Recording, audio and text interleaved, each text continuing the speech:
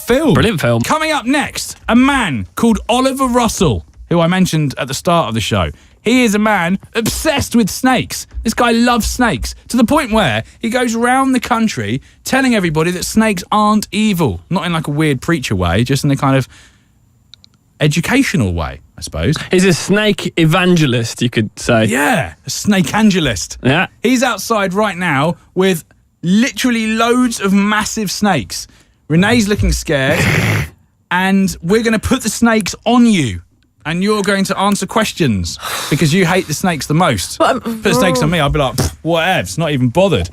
The issue isn't so much the snakes. Standard. It's the number of the snakes and what questions you're going to ask me. Because if you're asking me maths questions, I wouldn't be able to answer them without a snake. I love that we're about to put snakes on your body, on your naked body. What? You're not going to be naked. Nobody wants to see that. And the thing that you're worried about is the questions I'm going to ask. Yeah. Amazing. Right, snakes next. Kerrang Radio. Alex Baker Show. The power to switch energy supplier is in your hands. It's now easier than ever to switch and save. Many could save around £200, some even more. I saved £170. I saved £200. We saved £230. Millions have already switched. Don't miss out. Start today at beanenergyshopper.com. Brought to you by UK Government. £200 saving based on median household consumption for both gas and electricity. Details at gov.uk/switching evidence. This is Private Neil Patel getting out of a helicopter on an overseas training exercise. He's also doing an IT apprenticeship. This is Private Julia Dean on a live firing exercise.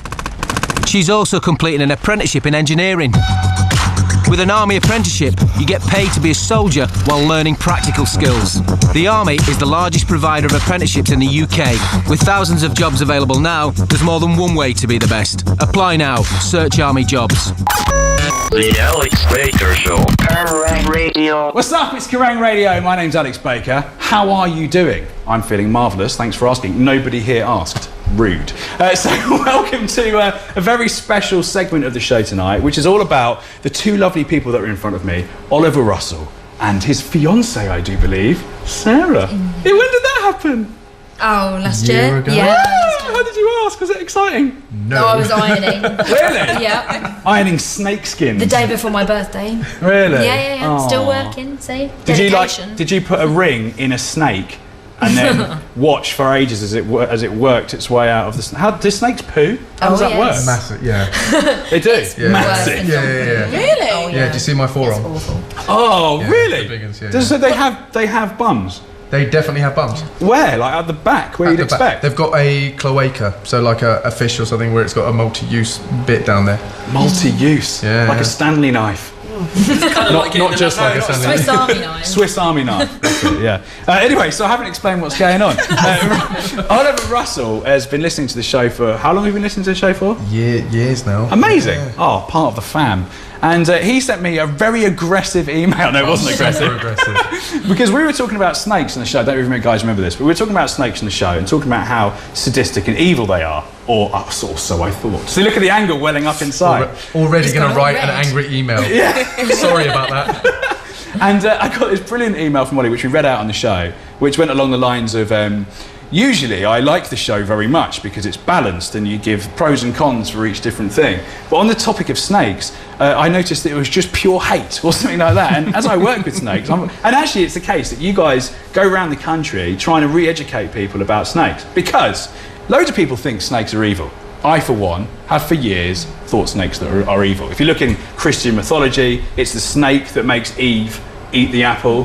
What a bastard. If you look at Greek mythology, Medusa has hair made of snakes and she looks at you and he turns to stone because of the fear of the snakes in her face and her hair.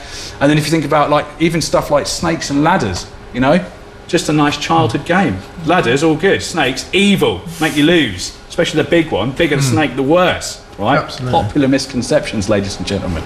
So, but you guys are touring the country all the time, trying to change people's opinions about snakes. But why? What is it that makes you love snakes as much as you do? It's, I guess for me, it's like a feeling thing. When you pick up a snake and when you interact with an animal, it's calm, it's collected, it's elegant. It's a beautiful, animal. When you get around the fact that it hasn't got legs and you kind of don't worry too much about that, it is actually a really majestic animal. Yeah. And the fact that, you're quite right with Adam and Eve and everything, it's indoctrinated into children as young as rising 5 years old. These are underhand, these are scary animals, don't trust them. Of course you're going to be worried. If it was the same story but it was a hamster giving Eve an apple, We'd have the same you wouldn't be impact. trusting hamsters, no one would be having them, they'd be having too much sunflower seeds, it'd be ridiculous. But because they've actually made a point of, that's the animal that they've decided is going on there, they kind of get a really bad press. But also, from the other side of the coin, you get the kind of person who wants to own snakes for a certain reason. If you get genuine owners who love the animal and enjoy spending time with it, you get the right kind of person who looks after it fantastically well. But if you get someone who gets it because it looks awesome, Yeah. look at a Very big much ass like snake, a look snake at me with my dog. big ass snake. Yeah. And they walk around the estate with it. Yeah. Look at this. I've seen that done. Scary I've seen colours. walking snakes. Yeah. But On a snake. I've seen people walking a snake, yeah. What, on a leash? YouTube it, you'll be fine. It's on Yeah, there. if they've got a muzzle on that. Yeah, but you get the kind of person who does that is the kind of person who wants it because it's cool, not because they want to look after it and because they want to interact with the animal. And it's the same kind of thing as potentially you get with staffs and pit bulls and things like that, because the kind of person who owns that because it's a lovely family dog, they turn out great natured. And Yeah, the ones sure. who get them because they've got a reputation of being fierce and locked jaws and all this sort of business, tend to not necessarily, if they've got it because it's cool, they're not looking after it the same, and that's the kind of same cycle that goes on, and that's why you get the bad press with that kind of dog. Because ultimately they're animals, aren't they? So if you've got a Rottweiler or whatever for the wrong reasons, and you're like winding it up, you're saying like kill, bite, whatever. That's what they'll do. Same, and it's the same thing. It's the care and the time and attention you put into it. There's no such thing as a bad animal, only No. bad owners. It's true for everything. Fact. Exactly. See that message. Yes. Message. I like it. We're talking about people that like do things because it's cool. Kev. Kev at one point had a corn snake. Now we've talked about this on the show before. Kev had a corn snake and it hated Kevin. Now I don't know whether he was mistreating it. I wouldn't want to label him like that. But I just imagine if you lived with Kev all the time, you'd also hate Kev. I mean, your girlfriend hates you. It's probably fair to say. Your animals hate you. But it could be a number of different factors as well. Obviously, they're not the same necessarily as having a cat or a dog in your house that gets used to the smells and the environment and everything like that. So if that was the room you got ready and then you sprayed aftershave, it would upset it. If you used a cleaner with bleach in it, it would have upset it. If you had a cat that when you were out would sleep in that room, it could potentially upset it. You didn't know what was upsetting it. It's not necessarily down to husbandry and how you were looking after it, because I'm sure your friends told you exactly how to look after it before you went. There's a number of different factors that come into it. We thought it was just stress because we were just looking after it while they were on holiday. Oh, because it wasn't even yours. No, it wasn't as it. We just looked after it for a week and the kind of moving it from one house to another and coming in the car. Well, we'll find out when we get some snakes out. We've moved all the way to This seems like an opportune moment to get the corn snake out and reunite it with Kevin. Can we do that? Yeah. Let's make that happen. Yeah. All right. Are you up for this? Let's do it. Bit of corn action. Fantastic. When you hold him, you're just going to let him do what he thinks. Sometimes he goes quick, sometimes he's going to slow, but don't worry, just be a branch, do him like that. Okay. Just don't grab him like that and don't grab his head. So 2 hands quite loose, one there, Just one so there. he'll probably find his own route. Okay. If he goes in a region where you're panicking, give us a shout and I'll redirect him, but you shouldn't be worried. Okay. It's so friendly, look at it. Oh, he's really going around me. Let's talk danger for a second, right? Let's talk danger while I've got this. This is obviously not a dangerous snake. No. Could it be dangerous if you want it to be? No. No. But this guy, if he bit you, you'd probably be fairly lucky if he broke the skin. Oh, really? Yeah. He and also you his first offence is not going to be to bite you. It's actually going to be to leg it. Oh, really? Yeah. Absolutely. With corn snakes, their first offence to do that. And even if he did threaten to bite you because he was that scared, it could potentially just be what's called a false strike, where he does it with his mouth shut and just bonks his head on you. And it's like, that's your warning. Deal with it. Look, he likes you. He's wrapping around now. He's all good. Does that mean he likes me? Yeah. He feels secure. He's good. Oh, wow. So for people that are listening right now, the corn snake is kind of starting to edge a little bit towards Kev's ear. I've got this image of it going into Kev's brain and having a look around in the vast emptiness. I'm so mean. Oh, he's allergic. That's it. Really horrible to get. But like, have you ever had a situation with one of the snakes? Because I'm thinking about dogs, right? You've never ever heard a story, have you, about like, you hear horrible stories about dogs eating babies and stuff. You've never heard a story about a snake eating a baby? I've heard loads We've of heard stories about stuff. Obviously, with the groups we're involved with, you get that. And like the story you're told that made me super mad about. Oh, that was Kev's story. So to remind people about that, Kev came up with this big long story about how apparently this couple had a snake, and the snake started lying down next to them, like vertically next to them, and it was like, and the story went, oh, we went to the vet to find out why he was doing this. The vet freaked out and said he's sizing you up to eat you.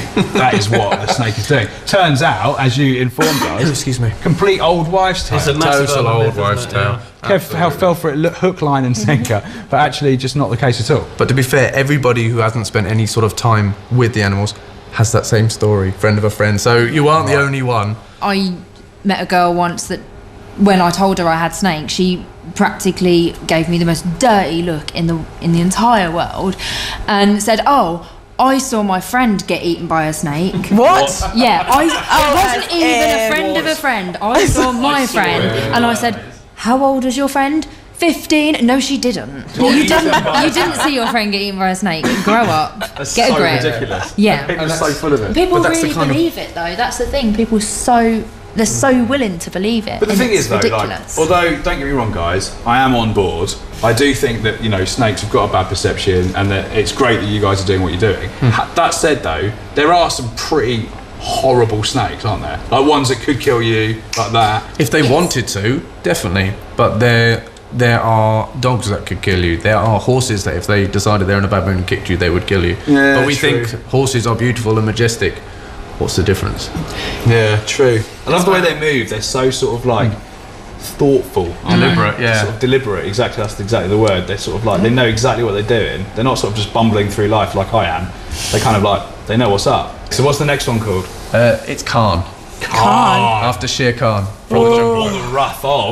Or the god of war, I believe. Oh, knowledge. Are you myth grabbing Khan? knowledge? So these are your snakes. They're all up. Do they All live at ours. your house? Yes. And so how many have you got at home? Have you brought all of them today? No. How many have we got? 14 snakes. 14. Yeah, we've got a whole room in our house where we keep all the guys, and we love going in that room and spending time with the animals. So cool. It's got a massive We spend relaxing hours effect. in there, don't we? And of course, we love to then go out and share it with people, so people can get a little bit of how we feel. If they've got a 10% of how we feel about it, then the fear of snakes will disappear. You know? And you're actually on a mission to make that happen. Absolutely, Yes. we want to get our word as far as possible. That's why we go the whole country. Yeah. Trying to make sure we talk about it, and we start with kids because they start with these bad impressions potentially, and then we can sort of build it into a belief where they actually see what a great thing is.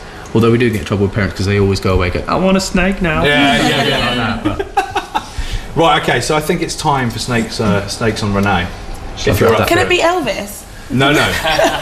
Dennis is coming out. Can it to be- play. You getting him? Can it be Elvis on Renee? So we've gone from that one, which was probably about how long are we talking? 7 feet? Just under 7. Just under 7 feet. Wow, did you say that before? Or did I just guess that? Yeah, only 7 feet that one. Yeah, just- Only. Yeah, a full foot taller than me, pretty much. But for 7 feet, like that didn't look that big, They really don't. No, But it's 'cause when it's all they're wrapped wrapped around around and you, stuff, yeah. So the next one we're going for is Dennis. Oh gosh, there's like a handle. Stick out for Oh this. god. Yeah, with the bigger ones, we have to do what's called trap training, which is basically because they're such big snakes, you can't get them into like a feeding tub to feed them their food. So they don't know whether it's your hand or food going in. So you have to kind of tap on the side, So, just I'm a kind human of tap here. them on the head. It's not food, Yeah, and then yeah. they come straight down. They come straight out of feed mode.